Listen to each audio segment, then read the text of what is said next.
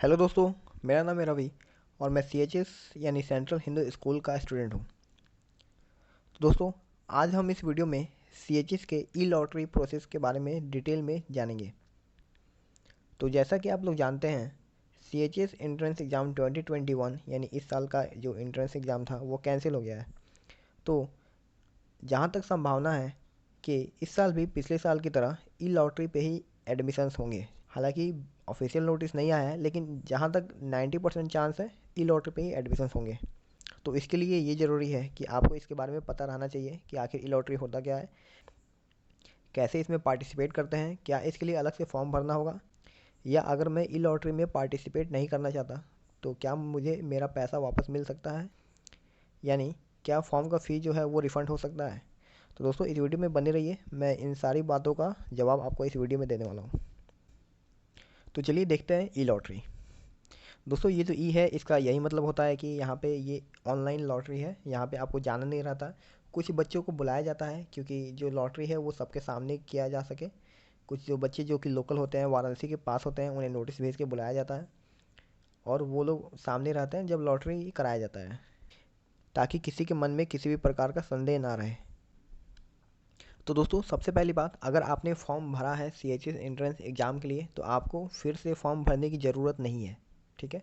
दूसरी बात, अगर आप ये चाहते हैं कि मुझे लॉटरी में पार्टिसिपेट नहीं करना है तो आप अपना फॉर्म को कैंसिल कर सकते हैं और अपना पैसा रिफ़ंड ले सकते हैं। हालांकि BHU ने पिछले साल किसी भी बच्चे का पैसा रिफ़ंड नहीं किया है, तो मैं तो यही कहूँगा कि 200-400 रुपये हैं उसे आप ना लीजिए। एक बार लक को देख लीजिए, शायद से एडमिशन आपका हो जाए। पिछले साल जब BHU ने पैसा नहीं रिफ़ंड किया तो इस साल दे दे, ऐसा तो मुझे बिल्कुल नहीं लगता। एक और बात, अगर आप ये चाहते हैं कि मैंने फॉर्म नहीं भरा है एंट्रेंस एग्ज़ाम के लिए और मैं फिर भी लॉटरी में पार्टिसिपेट करना चाहता हूँ, तो फिर भी आपके लिए एक ऑप्शन है।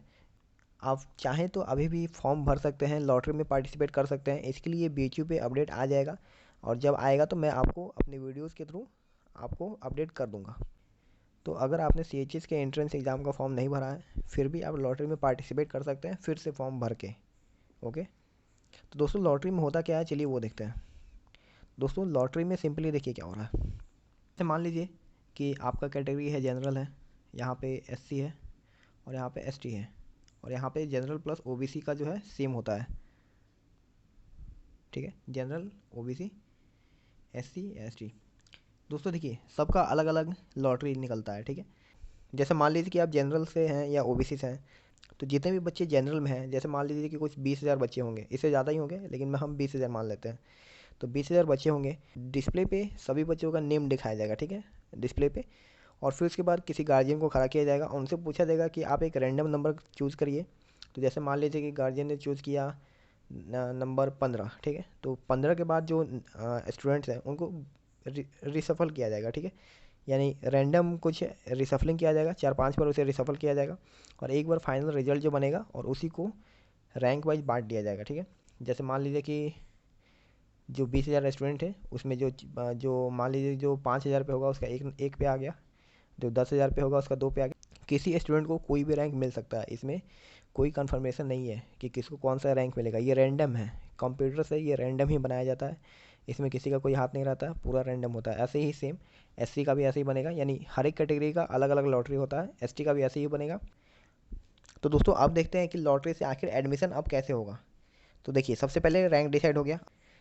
तो जैसे मान लीजिए आप जनरल से हैं, तो जनरल में मान लीजिए 20,000 फॉर्म डाले थे और सीट है 50। ठीक है, तो लॉटरी से जो रैंक फॉर्म हुए हैं, जो रैंडम रैंक्स हैं, उसमें 1 से 50 लाख जो स्टूडेंट होंगे उनका एडमिशन हो जाएगा और बाकी का एडमिशन नहीं होगा। 50 से जो 20,000 लाख स्टूडेंट होंगे उनका एडमिशन नहीं होगा।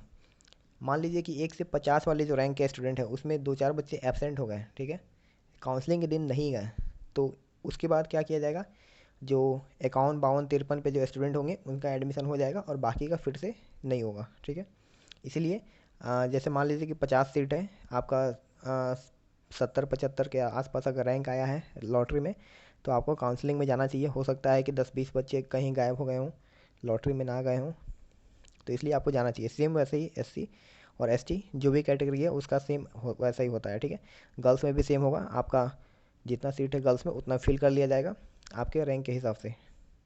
तो दोस्तों अब आप लॉटरी के बारे में पूरा समझ गए होंगे कि आखिर लॉटरी कैसे होता है। लॉटरी सेम रैंडम नंबर को चूज कर लिया जाता है, वो हो गया आपका लॉटरी। और एडमिशन कैसे होगा, जितने सीट है उतना रैंक से ऊपर से ले लिया जाएगा बच्चों को और उनका एडमिशन हो जाएगा। जो बच्चे एबसेंट है रैंक को इंक्रीज कर दिया जाएगा और फिर उनका भी एडमिशन ले लिया जाएगा। सीट कोई खाली नहीं रहता है सी में, ठीक है। आप इतना ध्यान रखिए क्योंकि बच्चे बहुत सारे हैं, सीट खाली क्यों रहेगा। दोस्तों जो लॉटरी का रिजल्ट है ये आपको BHU की ऑफिशियल वेबसाइट bhuonline.in पे आपको अवेलेबल हो जाता है। लॉटरी के कुछ दिन के बाद अवेलेबल हो जाता है। उसमें आपका रैंक दिया रहता है। अगर आप लॉटरी में सिलेक्टेड हैं तो आपका जो नेम है वो कुछ अलग कलर से लिखा हुआ रहता है, जैसे रेड कलर से पिछला बार लिखा हुआ था, तो ऐसे कुछ करके रिजल्ट बना रहता है। लेकिन सीधा सीधे आप अपना रैंक से रिजल्ट का पता लगा सकते हैं। जैसे मान लीजिए कि आपने जो क्लास में फॉर्म भरा है उसमें 10 सीट हैं, तो अगर आपका रैंक 1 से 10 के बीच में आया है तो आपका एडमिशन 100% कन्फर्म है। उसके बाद अगर जा रहा है आपका रैंक, जैसे मान लीजिए 15, 16, 20 ऐसे गया, तो कम चांसेस है, हालांकि आपको काउंसलिंग में जाना चाहिए, ठीक है। तो दोस्तों आज के लिए बस इतना ही। उम्मीद करता हूँ कि आप लॉटरी के बारे में सारी चीज़ें जान गए होंगे। अगर आपके जहन में और भी कोई डाउट है तो आप कमेंट करके पूछ सकते हैं।